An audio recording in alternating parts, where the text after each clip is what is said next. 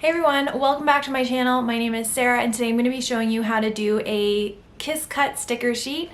So a sheet where you can just peel off the top layer, which would be your sticker, rather than a die cut sticker which would just cut out the whole shape using your Cricut. My favorite label paper or sticker paper to use is from Nido Labels. If you stick around to the end, I'll be doing a giveaway where you can grab some of your own.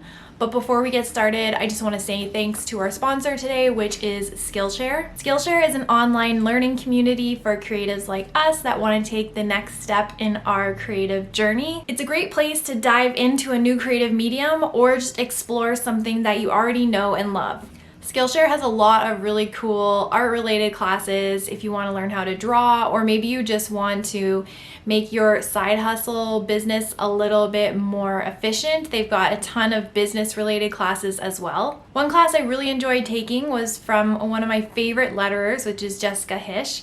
She had a logo type class, which is great because I create a lot of logos with my side hustle, and her class just helped me kind of hone that and just make it even that much better. The great thing about Skillshare is there's always new classes popping up, and it's less than $10 a month when you're on a yearly membership. If you're interested, you can click the link in my description and the first 1,000 people to sign up will get a free trial of Skillshare Premium membership. Okay, so back to the video. I'm doing a die cut sticker sheet, and for my sticker sheet, I decided to go with a 2020 theme because I'm currently in lockdown again in Toronto, Canada. So what better way to remember that than create a sticker sheet that I could look back on and think about all of the highlights of 2020. So I'm going to be using Procreate on my iPad Pro to create these sticker images. I have them already drawn out. Some of them I drew by hand, and then some of them I purchased from Creative Market. You'll want to grab a brush so that we can draw a white background on each of these images. I grabbed an airbrush brush and then just had the hard shape so it doesn't have soft edges, and made sure the opacity was at 100% and just made it really big.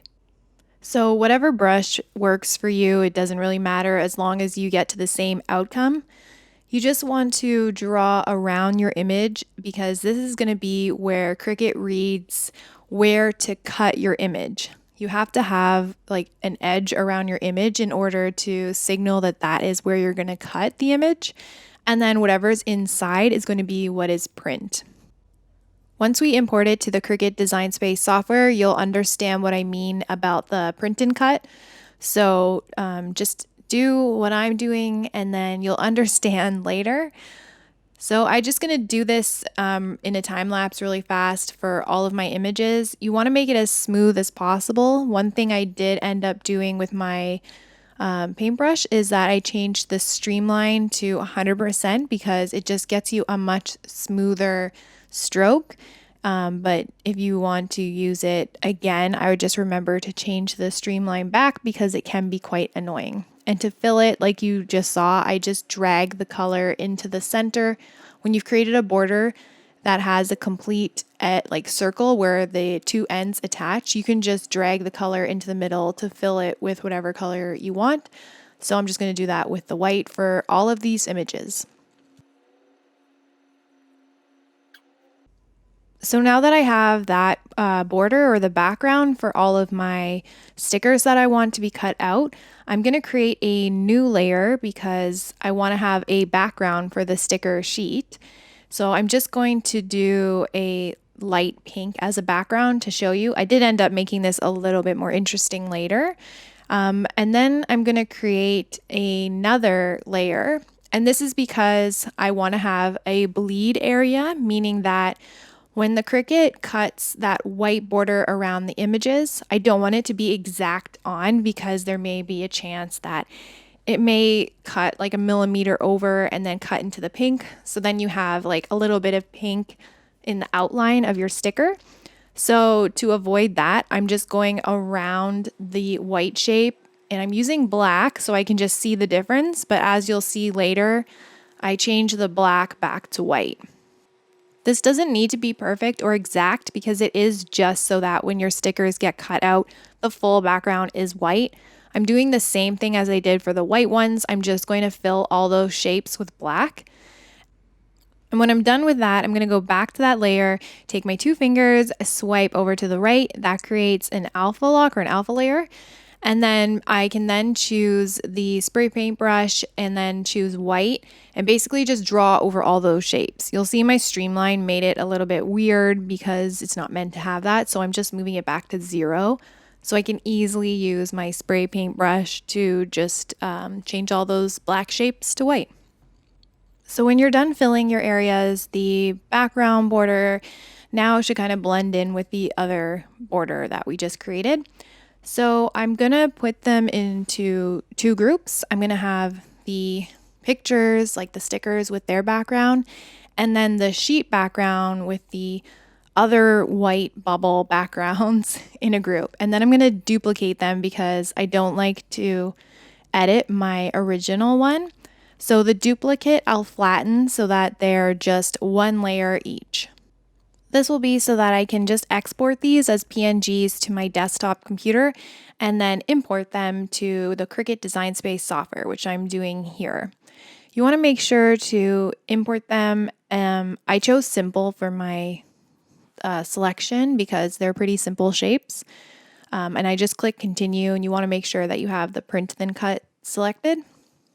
But as I was saying, you want to make sure you import them both individually and then basically add both of them at the same time to your document. When you add them at the same time, it's just going to line them up nicer so you don't have to figure out where it was placed on top. You will have to nudge it a little bit, but not as much if you were to import the background and then the stickers separately. So you can see what I mean here. I've added them both in at the same time, so it's kind of already on top in place where it should be. I basically just need to resize this down because I wanted it to be a 5x7 sticker sheet.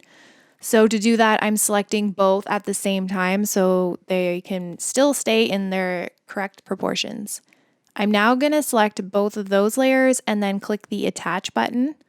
This will just make sure that when I go to print and cut, it keeps them where I place them on this mat. So then you'll just want to click on Make It. I have my dial set to custom, so when I get there, I'll have the ability to choose which one I want to use. But you have print first, so I'm using a Canon inkjet printer, and I'm also using these Nito full sheet labels that are in a glossy white finish. So when I add my paper to my printer, it automatically asks me what kind of paper it is. If yours doesn't, you just want to make sure that you choose photo or glossy. Just make sure that it's glossy because you want to print it properly. And I think this will help it avoid being like sticky or wet because when I print it, it's like smooth and totally dry and looks really nice. So when I go into my print settings, I remove the bleed because I added that manually, and then I turn on Use System Dialog.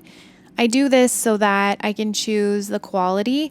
I can change it to the best quality and also change my media type to photo paper.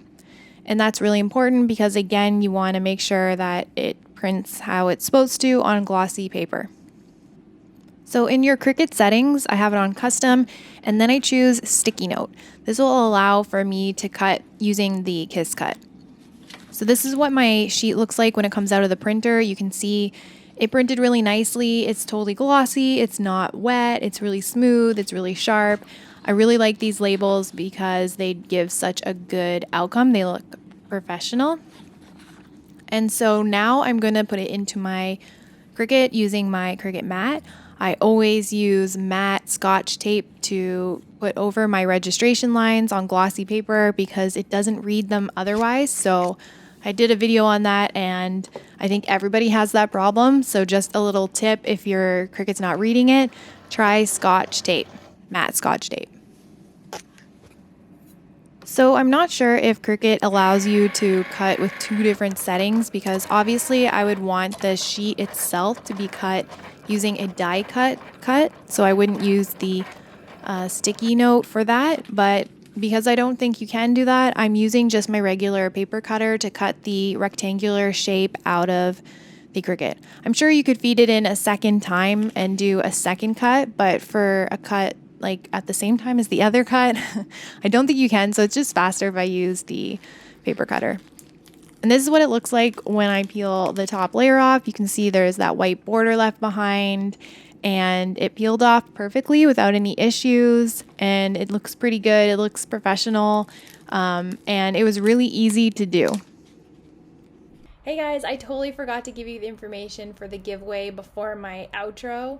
So if you want to win a pack of 100 labels from Neato, the same as the ones that I'm showing you in this video, you can head over to my Instagram and enter there. It's open to US and Canadian citizens. All you have to do is make sure you're following me, and also just comment your highlight of 2020. And I will pick a winner soon. All those dates will be in my Instagram post, so good luck.